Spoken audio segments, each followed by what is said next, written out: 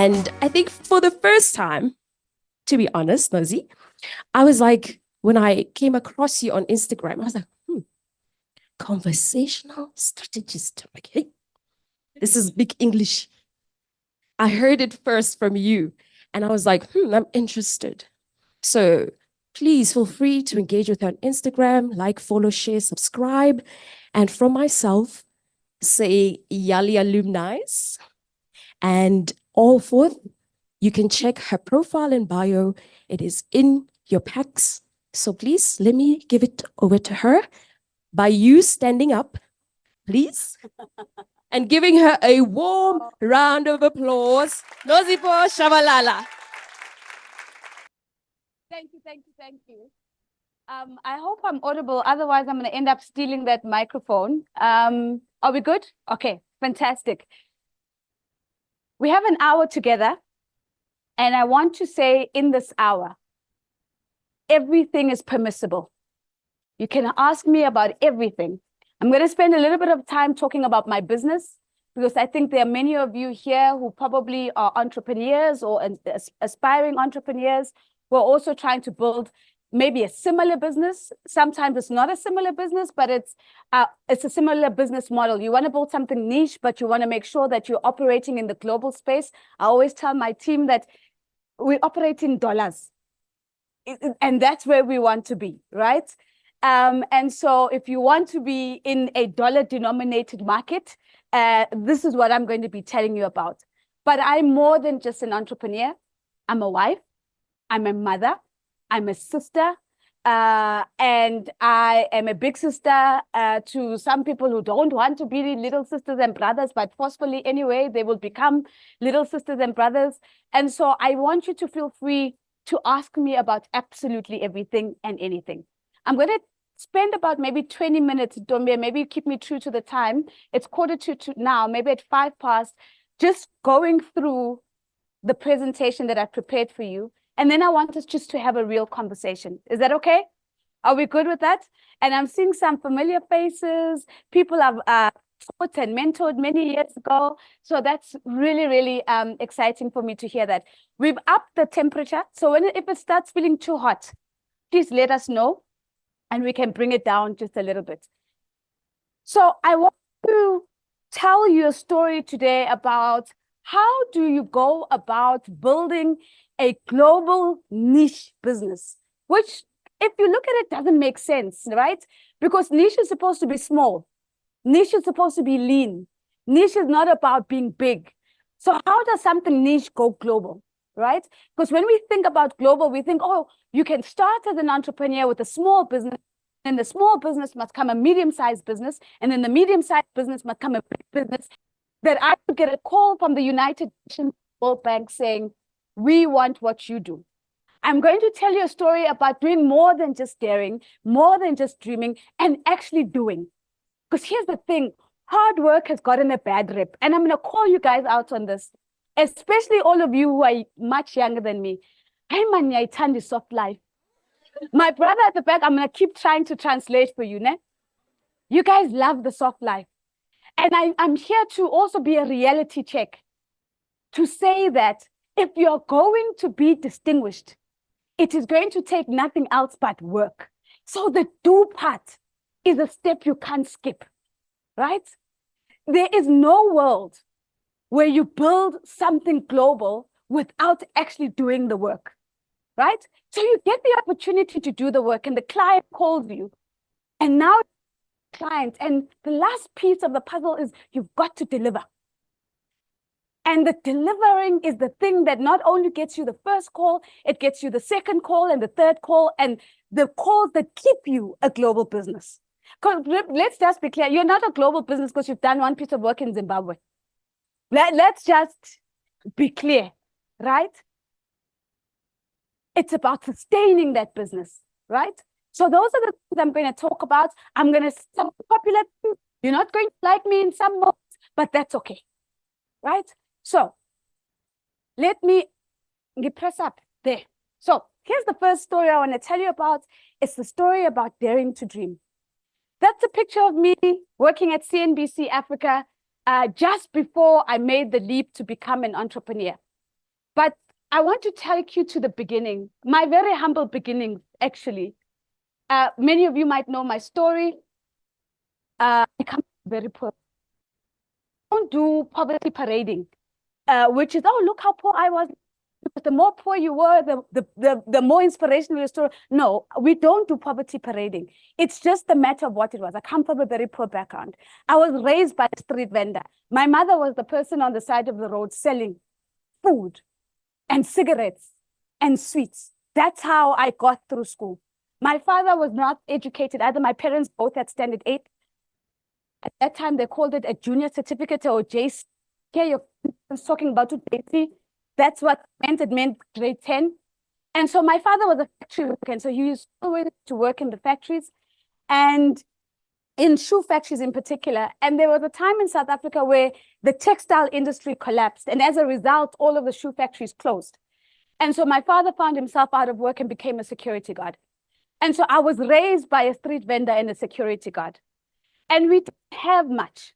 But the one thing that we had was my parents taught me that I can outwork anyone. And I want to leave you guys with that. No matter how hard something is, if you step into the space with the mindset of I can outwork anyone, I can learn anything. And because I'm going to outwork you, doesn't matter how difficult it is, I'm going to figure it out and I'm actually going to be really good at it. In addition to being able to outwork anybody, no did not exist in my parents' vocabulary, right? Just, we're going to find a way to make it work, right? So things can be tough, things can be difficult, but there's no such thing that you can't make a way around, right? So it's this idea that in order for you to have an mindset, you first start with the mindset that says there's a way around everything, right? And I want to give you that. And I want to give you what I'm saying. You don't have to be poor today. Many of you are born into much better families right now, but you can still have a mindset that outworks everyone. You can still have an attitude that says, I will and I can figure it out. Does that make sense? So I had a survivalist entrepreneurial upbringing. What I mean by that is that I used to wake up every morning. I used to go to school, and I went to really fancy schools because I got scholarships. And because I was young, I was ashamed of that. I didn't want people to know that actually that lady over there with the sweets, that's my mother, right? But I was forced to wake up, pheka magwinya, make pet cooks in the morning, smelling of oil, cut the chicken pieces for my mother, peel potatoes. And you know, the guys will, these guys always have trolleys, and we'd pack the trolley. This is 4 o'clock in the morning. Pack the trolley, and we'd push the trolley, help my mother set up her table, and then go back home, bath, take the first taxi, second taxi, so that I'm at school by 7:30, right? So, and you might look at that and you're like, sure, Nozi, that's a great story. But it's not about that. It's about what about that moment has gotten me here. So I'm going to come back to that, because one of the things I want you to have at the back of your minds, and hear me say this well, you are the sum total of all the experiences and places you have been, right? You are the sum total of all the experiences and all the places you have been. So there is absolutely nothing that you've gone through or are going through right now that is not going to work in your favor in the future. And if you make the mistake of discounting parts of your life, you're going to miss what it is you're supposed to be taking from that moment in your life. Do you understand me? It can be tough. It can hurt. It can be painful, but you are depositing something for you to use in the future, right? So my upbringing it informs very much the type of entrepreneur that I am today. So I go through school, I go through primary school, I go through high school. I managed to get to university. It's a very long story. Maybe we'll talk about it a little bit later, but I managed to get into the University of Pretoria, and I managed to study my first degree. My first degree is in political sciences, because I thought I wanted to be in parliament or become an ambassador in the country. I do political sciences and I do my honors. I'm waitressing at the same time, because I can't do that. Mommy, here's my banking detail story, right? There's none of that, right? So I'm waitressing at the same time so I can pay rent. I can eat, I can go to school, I can buy textbooks, I can do all of that. I eventually start lecturing at the university. I started tutoring when I was in my 3rd year. And then when I did my honors year, I started lecturing first years. And while I was in my honors year, I came across an advert for an internship at the presidency, at the union buildings, and I applied. Long story short, I got the job, and I started working with the deputy president, Dr. Phumzile Mlambo-Ngcuka. Overnight, I went from being a no one to having a diplomatic passport to traveling on the private jet of the deputy president and actually just seeing the world, right? And I'm fast, very quick. I'm going to get you to this picture. I work at the presidency. I spend 3 years at the presidency, and then I get spotted by an organization that offers me a scholarship, and they kind of say, wherever you want to go study in the world, choose. So I end up going to the UK, doing my master's in international relations and diplomacy. So I studied to become a diplomat because I'm like, yeah, I'm on my way to becoming a diplomat. I spend a year in the UK, and I come back into South Africa, and President Mbeki is resigning. My boss is saying she's resigning with him. I'm like, girl, yeah, what's the plan? Because I just came back with this big fancy degree, and we're supposed to figure it out together. And here you are leaving, but it's a gift in that moment, in that pain, in that confusion, in feeling so disorientated, as if the carpet was pulled under my feet. I end up going to Washington, D.C. I spent about a year in D.C. and I arrived the week after President Obama is inaugurated. And I'm walking past the White House every day, right? And I'm pretending Barack can see me every day, right? And I go to work. I work in the mayor's office in Washington, D.C. And the reason I get to the mayor's office is that the deputy president says to me, Nozi, I'm leaving. And when I leave, I'm going to start up a foundation on leadership. We're going to work with the poorest schools in the country, work with the principals, and we're going to help the principals to see themselves as leaders. And when they see themselves as leaders, I think we're going to be able to change the outcomes of schools. And she says, and then I want you to be the executive director. And I'm like, ma'am, I don't know anything about education. I don't know anything about leadership. And that's how I end up going to the US to go and learn about leadership and education, because the mayor's office had a dedicated office that was coordinating all the money that was coming into the District of Washington for education. So I learned a lot. I come back and we start the foundation, and I'm the first person employed. And now I have to employ people. I'm like, yeah, I've never employed anybody in my life. I don't know how to do this. How do you do a contract? Google became my best friend. Googled everything, right? But the other good thing I had is that downstairs was somebody actually who's been so instrumental in my life, who was the CEO of a company called Vua. And I used to go to him every other day and be like, how do you do this? I remember first having to fire someone and going, oh my goodness, I don't know how to fire someone, and had to go to him. And so again, I'm trying to show you that in that moment of need, I also learned the impact of mentorship, right? It's part of the reason why I'm so passionate about mentorship today. So we run the foundation with the deputy president. I hire a team, build programs, we raise money, and then I start getting the itch. And I'm like, I've worked in government, I've worked in civil society, but are you really a person if you haven't worked in private sector? This is now the voice in my head, right? I'm like, I have to get private sector experience. So then I start applying. And I call this the humbling period in my life, because I've got a chip on my shoulder now, right? I have a master's from the UK. I used to work in the union buildings. The executive director for the foundation started by the deputy president. I mean, who wouldn't want me? So I go. BM, SAB, McKinsey, and all of them, no, no, no, no, no, right? And they keep giving me the same feedback. Feedback is, you don't really have an MBA. And if only you just had like a communications degree. And in that time, I get humbled, and I'm just like so shocked that I'm not landing all of these jobs. In hindsight, and again, you are the sum total of all your experiences and the places that you've been. It was a lesson I needed to learn, that I don't need to fit into anybody's box. That's the first one.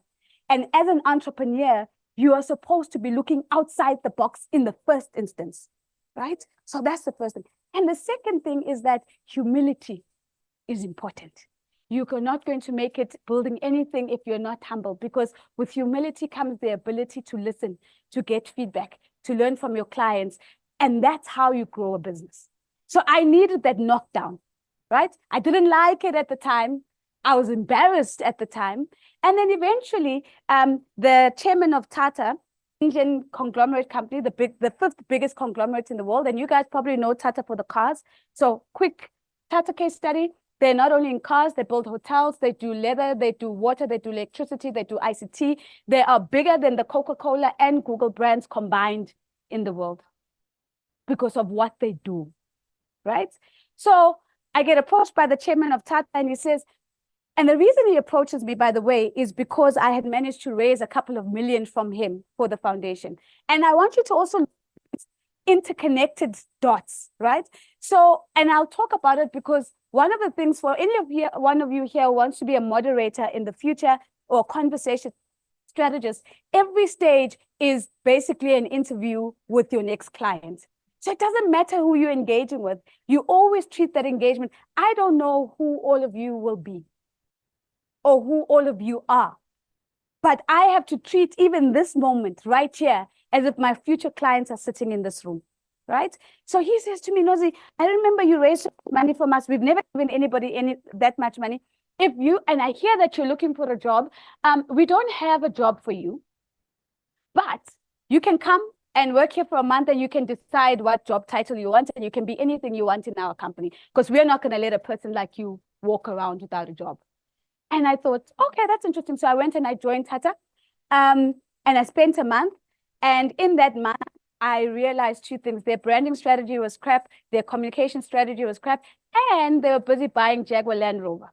And so part of my job, I realized, was to make sure that people shouldn't know that Tata was buying Jaguar Land Rover, because of the brand association wouldn't work for Jaguar Land Rover. We still wanted people to buy Jaguar Land Rovers because they think they're buying big British cars, even though we own them. So if you didn't know that Tata owns Jaguar Land Rover, it means I did my job, right? I did my job. And so I said to the chairman, I'd like to be the head of branding and corporate communications for Africa. He said, is it going to fit on a business card? I said, I think we can make it fit on a business card. And that's how I became the head of branding and corporate communications for Tata in Africa, right? And I used to work between Johannesburg and India, in Mumbai in particular. And it was my first experience of working for a global company. And so one of the things my boss came to me about, and he said, Nozi, the problem that we have is people don't know Tata in South Africa. They think we're just about cars. Can you help us tell the Tata story? Especially let everybody know, like, all the stuff we do on the continent. I said, of course. So I called CNBC Africa.connect, right? And I said to CNBC Africa, we'd like to commission you to help us tell the Tata story. And so they said, yes, of course. So we traveled the continent. We went to about 7 or 8 different African countries. We interviewed clients. We interviewed partners. And at the end of it, we put it on air. And before it went on air, they came to me and they said, you know, but your voice is not there. Do you think you can maybe just do a line about the future of the Tata brand in Africa? So I had one line. I can't even remember what the line was, but it was like 10 words. My boss signed off on it. And of course, I called my mother and I said, I'm going to be on TV, right? And so, of course, she then gathered everyone. Right? Everybody was watching the 2-hour documentary because I had 15 seconds at the end, right? And on the back of that 15 seconds, treat every single engagement as if it is your last and first opportunity. At the end of that 15 seconds, I got a call from CNBC Africa and they said, Nozi, we want you to become one of our primetime anchors. And I said, I can't do it. I don't know anything about trading. I don't know anything about financial markets. I have a degree that I was told is not good enough in general, in international relations and diplomacy. And I'm just not good at numbers. And I had a list of things of disqualifying myself. And they said, we don't care about that. You can learn that. What we're looking for is your ability to tell stories and your ability to simplify things for other people to understand. And so I joined CNBC Africa, and that's how I ended up doing a second master's in development finance, because I realized I had a gap and I needed to close that gap in finance. Scariest thing I'd ever did it part-time at Stellenbosch Business School, but cum laude. Like, how does that happen, right? And so it was in this moment, this is a picture taken at the Johannesburg Stock Exchange, delivering a show called Business Tonight, that I realized something else had become knocking at my door. I'd been at CNBC for about 5 years, and I was doing a show called Invest Africa, where I had a guest in Johannesburg sitting with me in the studio, a guest in Lagos in Nigeria, and a guest in Rwanda, in East Africa, in Kigali, and we would have this conversation. And this person called me and said, Nozi, you know that thing, that one man that you do on TV, where you're talking to a whole lot of different people, you're weaving things in a way that just makes sense and is so simple, and people, can you do that in front of 1,000 people live? And I thought to myself, oh, I've never tried it, but let's do it. And then I moderated for the first time. And I just knew. I knew. It was almost like somebody had like kicked me in the stomach. I knew this is the thing that I've been prepared for. So I did it once, and then after that, I kept getting calls from others saying, oh, we saw you, oh, you saw you, please, can you come? Now I had a dilemma. I'm like, I have a full-time job, but I have these people wanting me to do this. And I'm like, I also have debit orders. So are we really, really going to leave a salary, a clear, confirmed salary, for this possibility of going to be an entrepreneur and doing this full time? So the point about taking an informed and risk-assessed leap of faith, you don't just jump. You don't just leap. Risk assessment. So I had to de-risk myself. At the time, I wasn't married, didn't have a cat, didn't have a dog, but what I did have was rent. I was driving a nice fancy car and just lifestyle things. So I gave up my place and moved to a cheaper place. I took the little money that I had and I paid off my car. Because why? I didn't want to, oh, guys, it's 5 past already. Okay, I'm gonna run. And we're on the first slide. Okay. I'll take another 10 minutes max. Because this part of the story is important. You de-risk yourself in order to jump into the risky position, right? You can't stand still because there's a risk. If there's a risk, name it. What's the risk? I've got a bond. I mean, I've got rent, I've got a car, I've got this. So how do I get rid of those things so that I can make the leap? And to let you realize how silly the thing was, that what I was earning in a month, I started billing in an hour. But I needed that leap of faith in order to do that. So calculate the risk and then jump is the point I'm trying to make. And then if you get it all right, you can turn your voice into an invoice. You productize your gift. I want to just make a little thing here. When we think about building businesses, we always think about a product, something outside of you, or a service. And that's fine. But what I'm also saying is maybe, just maybe, you've missed the fact that it's sitting in here already. Right? My intellect, my voice, my experiences is what the world is after. I don't have to do anything else outside of that. And so when people tell you to go find your purpose, you're not finding your purpose anyway. Because when you go and find something, it's something outside of you, right? You activate your purpose because it's already inside of you, right? You can find a product, you can find a service, but the purpose is here, right? It's the thing that sits in your DNA that you were born with that nobody can take away from you. And if you can build something on that, nobody can take that away from you. Does that make sense? Right? So let me go quickly. So I wanted to share this video with you very quickly. This is how I'm introduced now. Nozipho Tshabalala is the CEO of the Conversation Strategists, where she moderates global conversations that are designed to have measurable outcomes. She is known as the go-to moderator for presidential and high-level panel conversations globally. She has moderated conversations for global bodies, including the World Bank, the International Monetary Fund, the International Labour Organization, the United Nations, the African Union, governments, and multinationals around the world. In 2019, she was named as one of the top 100 most influential young Africans and one of the top 100 most influential South Africans. Ladies and gentlemen, please welcome Nozipho Tshabalala. She's just been outstanding. You've blown my mind. You've blown me completely. So I'd like you to take you along with me wherever I go to be program director. Yes, but sir. you're too busy. You will not be able to do it. Thank you very much. Thank you, sir. Thank you. Thank you. And thank you for that. But I wanted to share that part of the story, the daring to dream, because that's what sets you up for that moment, right? You've got to activate the purpose that sits within you and to dream big. So how about daring to do? So a couple of things to do, right? I love that picture with Melinda Gates. It's one for me, one of the highlights of being called by Melinda Gates personally to come and make sure that I moderate a conversation with her.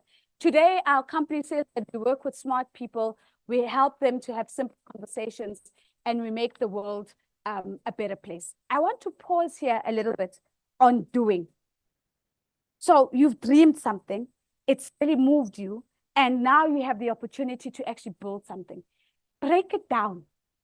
What's the first thing? Just go register it, right? What's the second thing? Just open a bank account for your business. What's the thing? Get your first client, right? And sometimes that first client is not the client it's not Melinda Gates. And it's not going to be Melinda Gates at the beginning, right? But that's okay. If you can be clear about what is it that you're going to learn from this moment and how you're going to build it to your next clients and your next clients. And when you, even in that moment where you're sitting with, I don't know, Moja Live CEO as your guest, the people in the audience are your next clients. So you have to, and it doesn't have to be about when you're on stage. As an entrepreneur, whatever you're doing, whoever comes in contact with what you are offering and will ask the question, who's behind this? Even if it's something as simple as a presentation, make sure that whenever the question is asked, who's behind this, that becomes an opportunity for another door for you to open. Every single thing that you do. I'm rushing now. So let's spend a time here around daring to deliver, because it's the second or the third piece, but the most important one as we think. I want to share a couple of things to you about how to make sure you're delivering, because we talk about delivery, but we don't give people tools to deliver right. The first thing about delivering is I want you to understand the concepts of bullets and cannonballs. So 2 ships in the ocean at war, coming at each other, right? You have a box of bullets and you have a cannonball. So a cannonball is that big, the bazooka thing, you know, that one that will shoot once, right? But you have one cannonball and you've got a couple of bullets. If you shoot your cannonball as the first shot, if you miss, you're gone, you're sunk, right? And so what you need to do is you need to take a bullet and you need to shoot. You're probably going to miss and then recalibrate, like, okay, I missed a little bit, let me do that. Take another bullet. And the more you keep doing that, the closer you're going to get to it. So that the moment for your cannonball arrives, you're going to hit your target, right? But in order to shoot bullets, it means that you need to be open to the idea that you have to grow through experimentation, not just replication. Copy and paste doesn't work anymore. Guys, copy and paste doesn't work anymore. Experimentation and not replication. And what I mean by that is that you've got to be open to feedback. So when you do something and someone's like, yeah, it's good, but I think you missed this, that's a bullet. So next time you go, all right. And so if you're not asking for feedback as an entrepreneur, then you actually you're shooting in the dark. And so the kind of feedback that is the most useful feedback is negative feedback. You are doing nothing for anybody if all you're telling them is how great they are. Yeah. Right? So the question you should be asking is, what do you think I could have done? And when you say better, people, they're like, oh, no, you were great. Don't say what could I have done differently. It changes the conversation. And it brings, and you, in that moment, Obama, my notes, because that's your bullet, your target. And then the last part is then about timing. And we all want to build big businesses today. But if you're going to be disciplined enough to shoot bullets before your cannonballs, you will know when is the right time for your cannonball. You'll feel it in your body, right? But you won't know if all you want to do is just shoot your and then be surprised when your business doesn't take off. Does it make sense? Cool. Second thing, I want to teach you the concept of baboon dusting, right? So what baboons do to prevent themselves from being eaten by the predators is they create dust like this. And what the dust does makes them look bigger than they really are, right?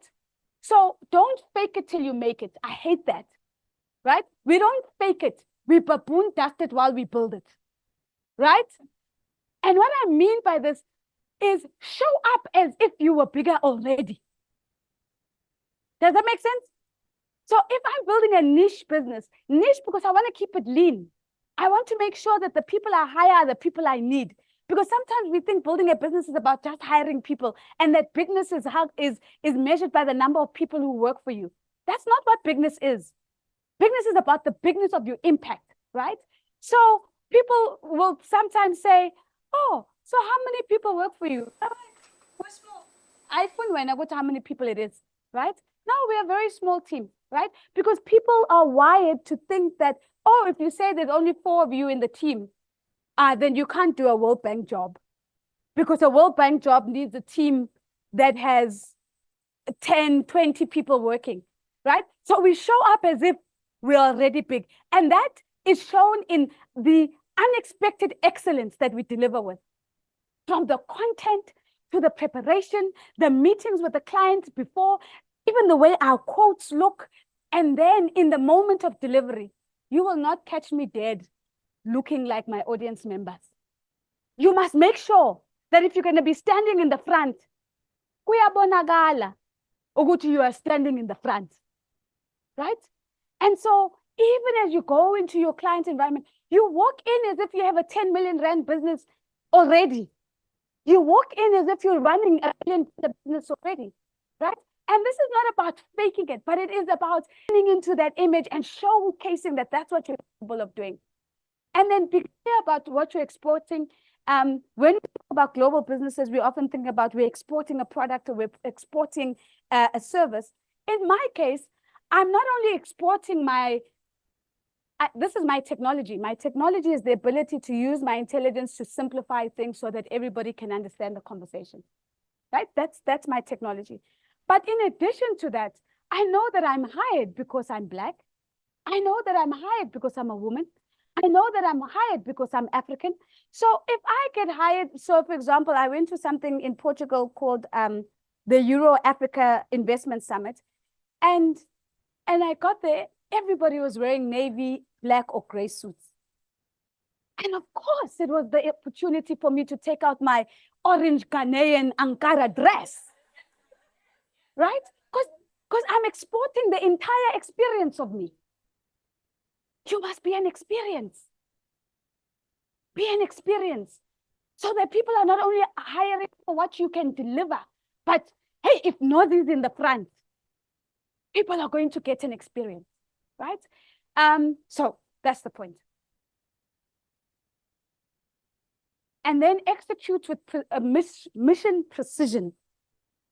My team hates me for this. Yo, guys, first of all, before you follow the data trail, follow the detail trail. We don't do silly things now like spelling mistakes, things that are not aligned. There's just needs to be a mission precision about what you're doing in terms of the detail. The quality of it must speak for itself, right? And then there's the data.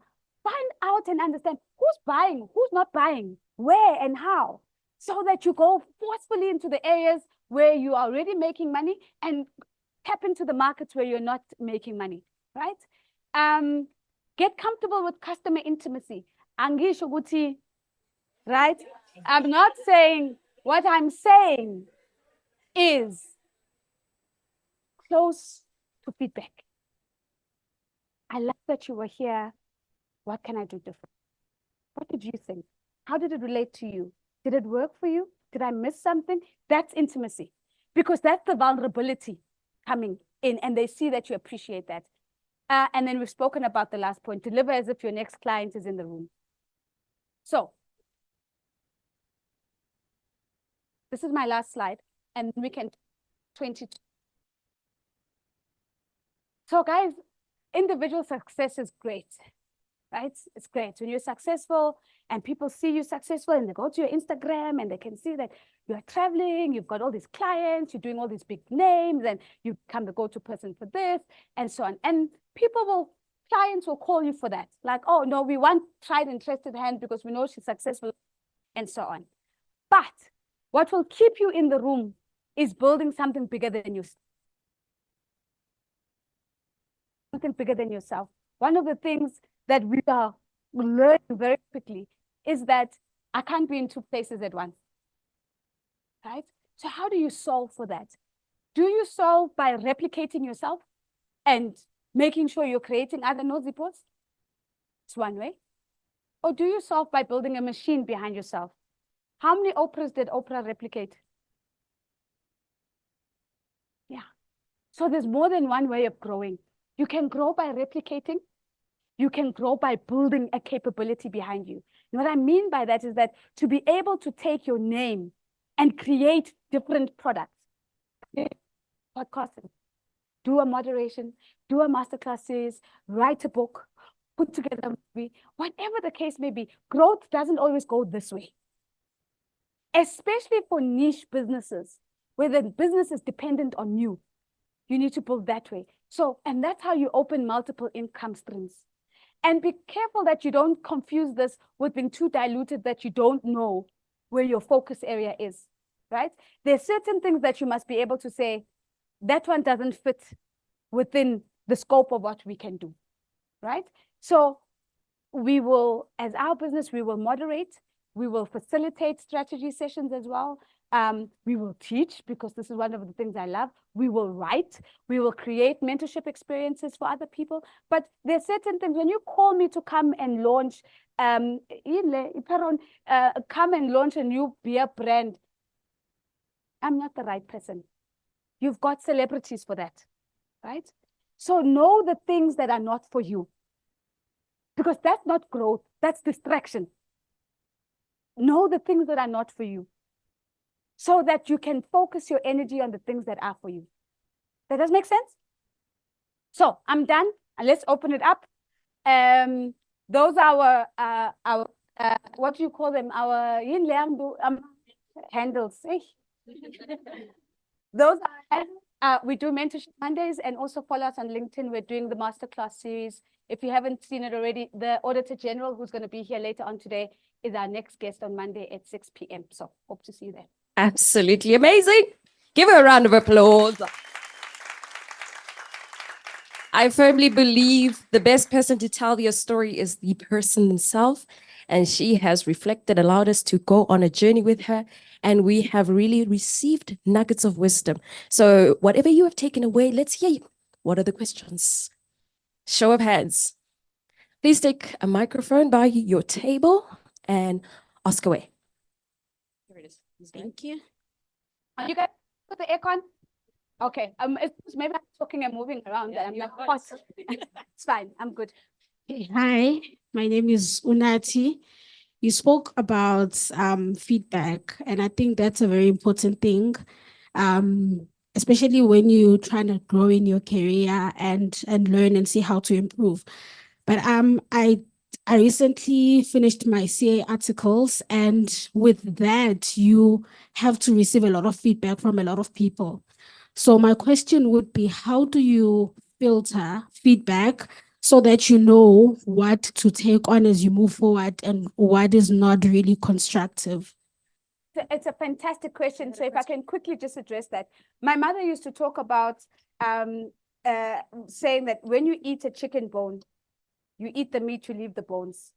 And I've never forgotten that, because to your point, if you listen to too much feedback, it can become a distraction because you're trying to be all things to everyone. And that's why you've got to have a lot of clarity about your service, your core, your purpose. And you take the feedback that makes sense, and anything that begins to challenge you to change who you are, what you believe in from a value system perspective, is probably not for you.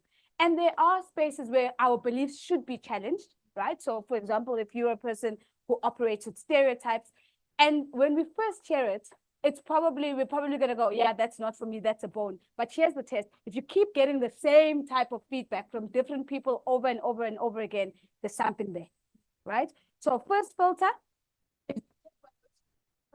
for patterns. And when people give you patterns, then you've got to pay attention. Yeah. All right, sir. And then hands, let me note you. One in the table, one over there. Thank you very much. Good morning. Okay, my name's Nozipho. Yeah, so I just wanted to talk about, in the beginning, you were talking about, not having no as an answer and just moving with a lot of certainty. But then later in your story, you talked about how that, you were first told that you don't have the right qualifications for that moment, or that you're getting these things, and if you feel that yourself that actually I can't do these things. So it's that kind of conflict that I want to get to, that you're talking about as well, that you'll be facing a lot of distractions. And I'll just to make this a tangible question, what for you helped you in those moments? Because you'll have those moments of doubt that, can I really do this, or am I in the right space? You feel that imposter syndrome, that you're walking through something and maybe you're not the right person for this. So for me, like, I feel like I'm at a juncture of a lot of things, either academia, business, or tech. So what for you gave you that clarity to say that actually this is where I need to be, or I am where I'm supposed to be? So firstly, let me say I'm so pleased that a man has owned imposter syndrome. First time, actually. I've never heard a man saying he has imposter syndrome. So well done for your vulnerability and the ownership of that. I want to put the imposter syndrome as a separate question, and I'm happy to address it because I've just had a realization that I've been looking at imposter syndrome the wrong way my whole life, and I want to maybe talk about that. But to your question about if I'm raised with this idea that there's no, right? And yet at the same time, there are things that I'm like, oh, this is hard. I need to go and do. I want to take you back to the example of going to CNBC, right? I get invited into a space where I feel inadequate from the get-go. Like I don't know anything about this. Nobody has to tell me no. I'm saying no myself because I'm like, I don't know what you're asking me to do. And sometimes you need people around you to realize that the thing, you're not saying yes or no to the right thing. I was saying yes or no to trading, finance, and what they were inviting me to do is to bring my voice and my storytelling capability. And even when I got there, I still was like, I don't feel like I understand what everybody's talking about. And that's why I had to go and study to go and back that up. And I think it's about that reality check with yourself to say the first no, that forceful no to keep going, is the no that you tap into to give yourself the permission to try new things, even if you don't know how to do it. Remember, outworking everybody, it's not outsmarting, right? The ability to outwork anybody means that I might not know something, but I'm going to forge ahead because that's the thing that's going to help me learn something new. And then when you get to that reality, to have the humility to say, I have a gap. I don't know what everybody's talking about. So I'm actually going to go do the work and get another degree so that I can understand. And that's the second point I was talking about, the mindset to have a workaround. And that's how you turn a no into a yes, because it comes to you as a no. And if you are humble enough to see the gap and the thing that you need to work around it, that's when you begin to take a step back and find another way around. It took me 18 months to do a second master's part-time, but once I had it, it was yeses all the way. Does that make sense? Can I talk about imposter syndrome? Yeah. Can I? 2 seconds? Yes? Yes, we're still on time. I'm still on time. Okay, maybe a minute, not 2 seconds. Let me be. So every time people used to ask me about imposter syndrome, I used to always say, And this was a true reflection of where I was at the time, to say, guys, I've gotten to a realization that imposter syndrome doesn't go away, which I still think is true. The more you do, the louder it gets. Because remember, what do they say? Dogs don't chase stationary cars, right? So the more you excel, the more you move forward, the more you're going to feel like, oh my goodness, am I really good enough for this? Should I really be here, right? And what I had gotten accustomed to doing is acknowledging the imposter syndrome and going, okay, you're here. That means I'm making progress. That means I'm moving forward. And it's worked for me up until last week. Last week, I came across, I'm lying in bed, I'm scrolling, and I come across a video by someone called Reshma Sojan. And Reshma is the first woman, Indian American woman, to run for Congress in the US. And she's giving this graduation speech at a college called Smith. And Smith College is only for women. And she says, guys, this is the last time I'm going to talk about imposter syndrome, because I don't talk about things that don't exist. And I'm like, girl, what are you on about? So I keep watching. And here are a couple of things that she says that have really challenged me. The first thing she says is that imposter syndrome is actually an orchestrated phenomenon that was orchestrated specifically to create a social and cognitive insecurity in women. So that instead of focusing on getting the job done, you're distracted thinking about whether you're good enough to be here, whether I should be here, should I be doing this? And that paralysis is actually the thing that translates into your underperformance. That Reshma, Reshma, Sojan, Saujaun. So go and watch the video. It's on YouTube. It's about a 20-minute clip. And then the second point she makes is that, unfortunately, also as women, by the way, why do we use the word syndrome? A syndrome is, you're pathologizing. It wasn't called imposter syndrome initially. It was called imposter phenomena. But then we decided to call it a syndrome so that it's a sickness. It's a weakness. And so if you're suffering from imposter syndrome, you're not well enough for the job. Does that make sense? Yeah. Right? So why are we accepting to be labeled with sicknesses we don't have? And then the last thing she says is that it is normal to feel inadequate, to feel a lack of self-confidence in any new environment. And it doesn't happen to women only. Yeah. So this thing that imposter syndrome is a woman's thing is something we just need to stop. So that's my new take on imposter syndrome. And that's why I'm so happy to hear you talking about being at the crossroads, because we make that seem as if only we as women get confused about these things. So Reshma Sojan, unlike her, I will still talk about it because I feel like we've got to maybe challenge the way imposter syndrome has been sold to us. Okay. Should I stand? Go for it. Sanbonani, my name is Bulalwandaba. I am a communication doula. So I help people speak and stand on stages. And I help them with their confidence to speak confidently, to articulate themselves, their thoughts, etc. And I have two questions for you. The first is, from your experience, how are the communication skills of entrepreneurs in South Africa from what you have perceived? And of course, you are a communicator. What have you perceived? And then the second is, I had to learn, you know, I've been running my business since 2019. I had to learn the difference between the skill, the talent, that activated purpose that I have to help people stand on stages, and then learning the business behind it. I would like to hear your experience of that, and if you were able to distinguish early on the differences, or if it's something that you had to navigate. Yeah, I Thank think you so those are much. excellent questions. So on the first question, which was, just remind me, Bulal. Communication skills of entrepreneurs. Yes.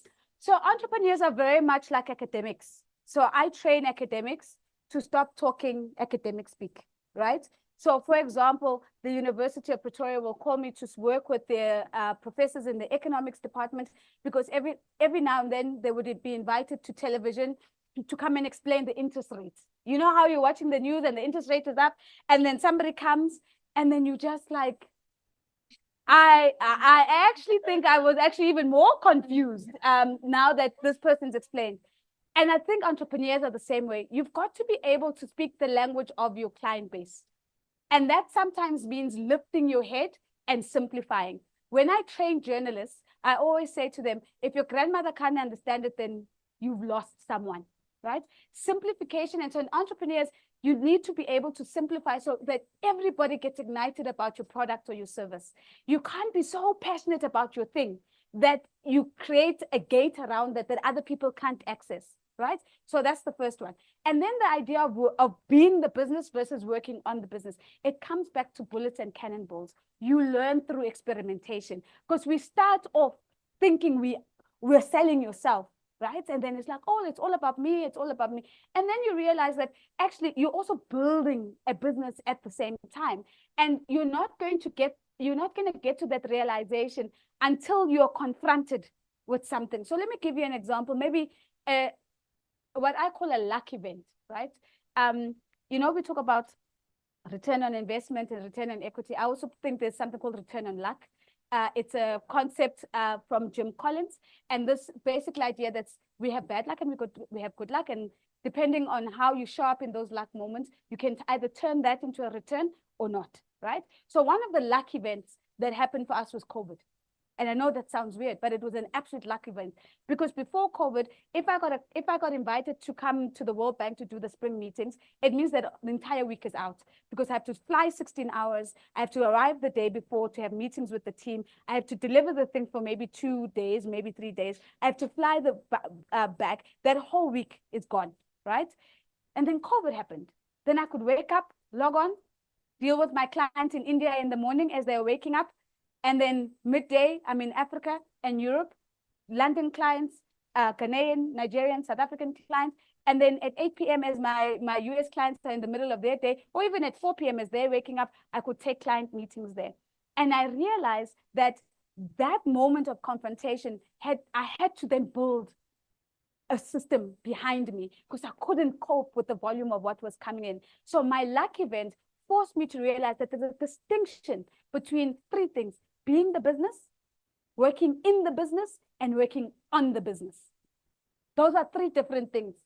Being the business is not where you want to be. You can be in the business to activate the brand of the business and to be the base, the brand and the face of the business, but you also have to work in the business. And so I am just one of the teammates that we have, and at the same time work on the business, which is about making sure that your future opportunities are clear and where the money is going to come from. Thank you very much. We have time just for one last question. Ntombi, you're keeping us tight, ne? Hello, everyone. Yes. My name is Masero Musala, and thank you so much for sharing your story with us. I really found it to be inspiring. My question for you is, how did you build a brand so strong that it speaks on your behalf? Because some of the times we work in these rooms and then they say, oh, you're just a pretty face, but I have so much more to offer. So I want for my work to sort of reintroduce me before I enter the room, but how did you get to that point? I think it's a brilliant question. And I think the Thank answer you. in the question, in the way that you've asked it, how you get your work to speak on your behalf. You do the work. You do the work. And guys, I'm old, ne? I'm 40. So I have license to say this, because I think, is anybody else here 40? No one, ne? So you're all younger than me. I have license to say this as a big sister to all of you. Do the work, guys. Do the work, right? The work will speak for you if you're doing the work. Excellence in your input. So how you prepare, how you read, how you research, how you put it together, how you engage with clients. Basic things. Lead yourself before you start leading others.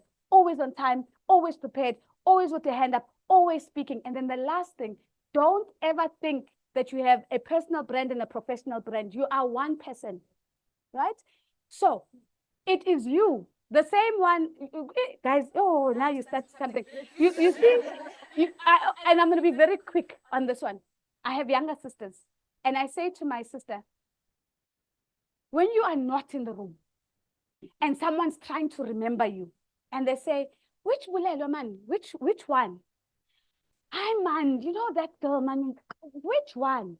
The first 3 words that they use to describe you is who you are and how you are experienced. So be mindful of that. Are they going to say, oh, we don't believe the one who asked that brilliant question, who's got smart answers, that one? Or are they going to say, you know, the one with the weave and the nails and the, that one. So be mindful of how people experience you. And I'm not saying be inauthentic. Remember, your brand is not what you decide your brand's going to be. Your brand is what people decide when you're not in the room, right? So how do you, even all of you, as I leave this room and you guys go to a tea break and whatever, how you guys amongst yourselves talk about what you've just experienced here? That's my brand. Not what I put up on social media, not what I put up on Instagram or whatever. So be mindful about how people experience you. Operate from your core in everything that you do. Be intentional about how you show up. Be intentional about what you deliver. Be intentional about your work. And this is how the calls come. I sit right now on 5 or 6 boards. I chair one of those boards. One of those boards is a behavioral science organization spun out of Harvard, based in New York. I sit on the APSA board. All of those things are because somebody picked up the phone and said, Nozipho is the one. I didn't have to be in the room with the deck pitching for that seat. That's because somewhere here, 1 of you, 2 of you, 3 of you will speak my name because of what you've experienced in this moment right here. Does that make sense? Oh, give her a round of applause and a whoop whoop. I think we still have time for one question. We can squeeze it. Guys, We can squeeze it. We can squeeze it. No one. I'm gonna give it to her because I saw her first. So please, by no means. Personal one. Hi. Sorry. Maybe squeeze them both. Sorry. And then- Yeah, quickly. Yeah. Okay, let's go. So Nozi, I want to ask this question because, you know, when we hear this stuff, it sounds like one big, beautiful movie. You know what I mean? And no disrespect to that, but it's hard. Mm. You know, you're about to turn 30. I'm 29. I'm about to turn 30. And I'm like, Lord, I don't know. It's hard. And I just want to talk about that. Right at the beginning, you said you're going to call us out for wanting the soft life. Let's just go into that. What does it mean to be Nozi? Do you work 20 hours a day? Because you don't look like it, but what you are telling me sounds like you work 20 hours a day. Okay, very quickly. I do work 20 hours a day, more or less. So I wake up early. I want to look good, so I take care of my body. I box, I walk, I run. I read. I can't do my job without reading. The thing next to my bed is a book before my phone. I read on flights. I read when I travel. I have client meetings throughout the day. I deliver on stage. I come back. I need to have sex with my husband. I need to play with my baby. Oh, yes, guys. I have to play with my child. I have to do all of those things. And the thing that allows me to do all of that is help and support. I can't do it. I have this guy here. His name is Ndu. The reason I know nothing about social media. You're not going to catch me trying to do postings and whatever. Get somebody to do that. I have 2 nannies. I pay them all so that they don't even think twice about going anywhere. I've got a mother-in-law who steps in every time I travel. I have an amazing husband who understands that we're in a partnership, cheers me on, holds down the fort when I'm not there. I have a boxer who's watching my body, who's first one to tell me, hey, engati, and brings me back to that. So the point I'm trying to make is that I'm not saying work 20-hour days, but I'm saying surround yourself with support if you need to do all of those things. But here's the thing. I've been called a toxic boss. I've been called a workaholic. I've been called a person who has no life, who drives people to the ground. And I'm like, that's okay if you can't keep up with my pace. But if you're going to work for me, you're going to be world class. Everybody's going to want you. I don't know how many people have tried to steal you away from me. And I'm like, not a chance. So it's all of those things. You've got, and let me call you out, guys. You've got to do the work. It's not going to come. And so so when people say, oh, Nozi, you're a toxic boss, I'm like, let's unpack that. Where did that, oh, I gave you negative feedback. That's why I'm a toxic boss. Okay, then it's fine. You can keep it moving. You need negative feedback. It is the fuel that, so here's a book, quickly, Dombi. Yes. The book is called The Struggle is the Way by Ryan Holiday. In the absence of struggle, there's no progress. Cool. Very quick one over there. In the absence of struggle, there's no progress. So the minute life, even work, starts feeling easy, you've missed something. Last Ah, oh, we have to Ah, wrap it up, unfortunately. yes, yes. So please meet Nozi after. outside. Give her a round of applause. Right before I hand over, here is your gift. Thank you.